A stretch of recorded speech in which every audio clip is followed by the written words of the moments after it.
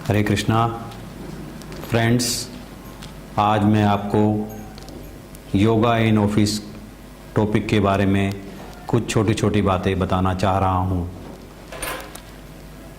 अच्छा तो यही है कि हम प्रतिदिन अपने आप को स्वस्थ और ठीक रखने के लिए 1 घंटा सुबह योगा में लगाएं, परंतु आज समय की व्यवस्था के कारण हम 1 घंटा अपने ऑफिस के लिए नहीं लगा पा रहे हैं।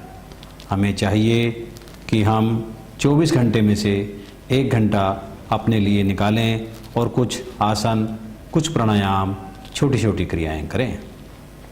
परंतु किसी कारणवश हम समय नहीं निकाल पाते हैं, तो उसके लिए विचार किया गया कुछ छोटी छोटी चीज़ें ऐसी हैं जिनका हम पालन करके और कुछ छोटी छोटी क्रियाओं को हम ऑफिस में भी कर सकते हैं। आइए हम सबसे पहले गुरु वंदना करते हैं। ओम गुरुर्ब्रह्मा गुरुर्विष्णु गुरुदेवो महेश्वरे गुरु साक्षात् परमं तस्मै श्री गुरुवे नमः। गुरु का महत्व बहुत अधिक बताया गया है। बालकांड के रामचरितमानस में चौपाई 204 में बताया गया है, प्रात काल उठ के रघुनाथा मात पिता गुरु नामे माथा। अर्थात हमारे माता पिता और गुरु हमको कुछ भी दे सकते हैं, उनको ओवरड्राफ्ट की पावर है, जो हमारे भाग्य में नहीं है वो भी हमको दे सकते हैं। इसलिए प्रत्येक कार्य को शुरू करने से पहले हमें अपने माता पिता और गुरु का ध्यान करना चाहिए। इसमें एक विशेष बात और भी है, श्रीमद् भगवद गीता हमको मार्गदर्शन देती है। श्रीमद् भगवद गीता के 6ठे श्लोक के 17वें अध्याय में बताया गया है, युक्ताहार व्यारस्य युगचटस्य कर्मसु युग स्वप्नाओ बोधस्य योगो भवति दुखा।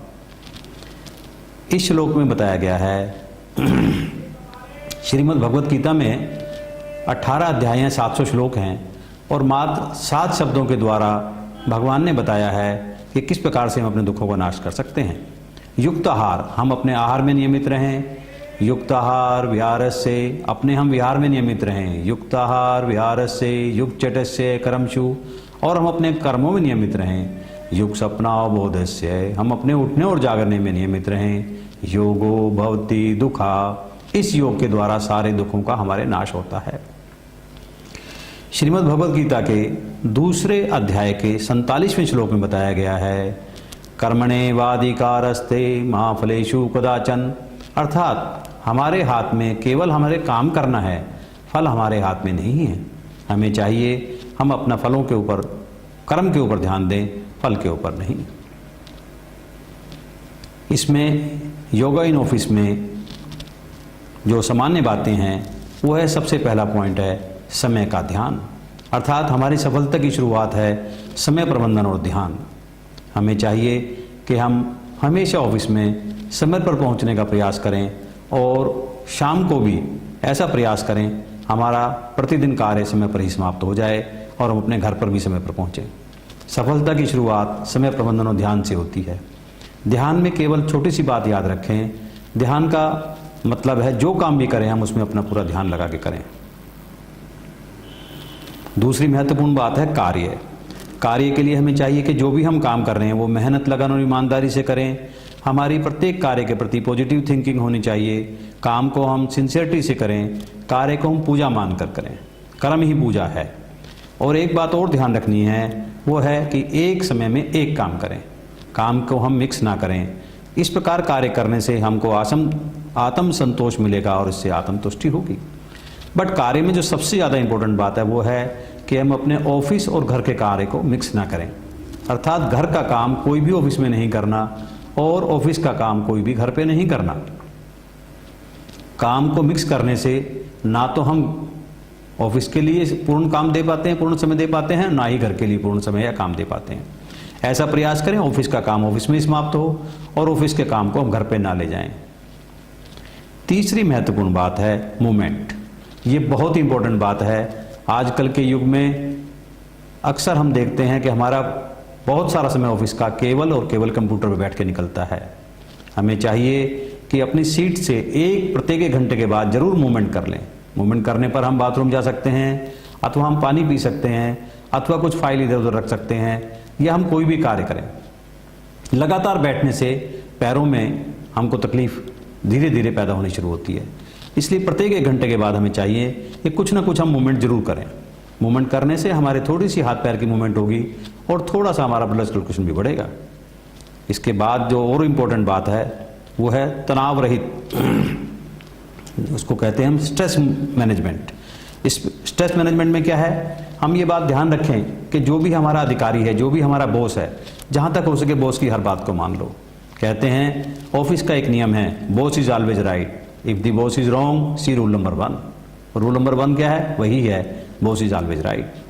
बॉस को हम अपना सुझाव तो दे सकते हैं, हमारे मन में जो बात है हम बॉस को बता सकते हैं, कह सकते हैं क्या मैं ऐसा कर लूं, लेकिन अल्टीमेटली हमको बॉस की बात माननी चाहिए। जो भी हमको वेतन मिल रहा है उसमें हमको संतोष होना चाहिए, अन्यथा हम परेशान रहेंगे। तीसरी महत्वपूर्ण बात होती है कि जो भी ऑफिस में हमको काम दिया गया है अपने बॉस के द्वारा, उस बात को ध्यान रखें, लिख के रखें और फ्रॉम टाइम टू टाइम जो कार्य की प्रगति हो अपने बॉस को बताएं।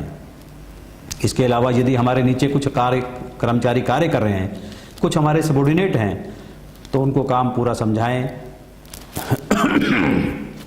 और समझाने के बाद उनसे from time to time report लेते रहें कि उन्होंने कितना काम किया है। इसके बाद एक बात बहुत इंपॉर्टेंट है, वो है ऑफिस में खान पान। हमें चाहिए कि हम दिन में, पूरे दिन में 2 चाय से अधिक ना पिएं। ऑफिस के अंदर यदि हमको चाय लेनी पड़े तो हमें चाहिए कि हम मैक्सिमम अधिक से अधिक 2 चाय लें। चाय से पहले पानी जरूर पीना चाहिए।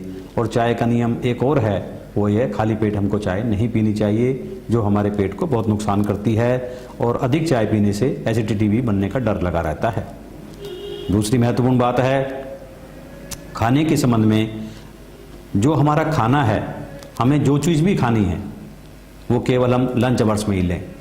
लंच के अलावा यदि हमें कुछ लेना पड़े तो ऐसा प्रयास करें आप हल्के गर्म पानी को सिप करके पिएं। उससे आपको लाभ होगा, आपका गला भी ठीक रहेगा, आपका पेट भी ठीक रहेगा और आपको काफ़ी लाभ मिलेगा आपको इससे। ऐसा भी प्रयास करें यदि किसी आप मीटिंग में बैठे हैं और आपको मीटिंग में कुछ खाना या चाय पीनी पड़ती है तो उसकी जगह आप मात्र गर्म पानी सिप करके लें। मैं एक कंपनी के चेयरमैन एंड मैनेजिंग डायरेक्टर को जानता हूं जो जब भी मीटिंग में बैठते थे केवल गर्म पानी लेते थे। जहाँ तक हो सके ऑफिस के अंदर मीठा या कोई भी तली हुई चीज़ नहीं खानी चाहिए हमको। अब मैं आपको 2 बहुत छोटी छोटी क्रियाएं बता रहा हूँ। 2 छोटी छोटी क्रियाएं कौन सी हैं जो मात्र लगभग 15 मिनट में समाप्त हो जाती हैं। आप इन सभी क्रियाओं को लंच आवर्स में भी कर सकते हैं। लंच में शुरू में 15 मिनट क्रिया कर लीजिए जो आपको स्वास्थ्य लाभ भी करेगा, और दूसरा उसके फिर लगभग आधे घंटे के बाद आप अपना भोजन भी ले सकते हैं।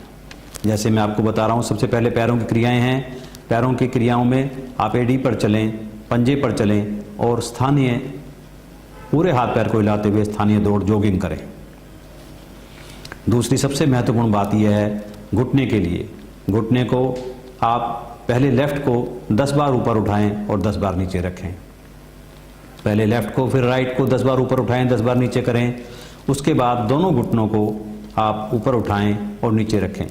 आज घुटने का दर्द अधिक से अधिक लोगों को होता जा रहा है दिन प्रतिदिन। घुटने के दर्द को बचाना बहुत ज़रूरी है, अन्यथा हमको आगे उम्र में चलने में दिक्कत हो जाती है। तीसरी महत्वपूर्ण बात है हमारा गला। गले के लिए गरारे करें या सिप करके पानी पिए।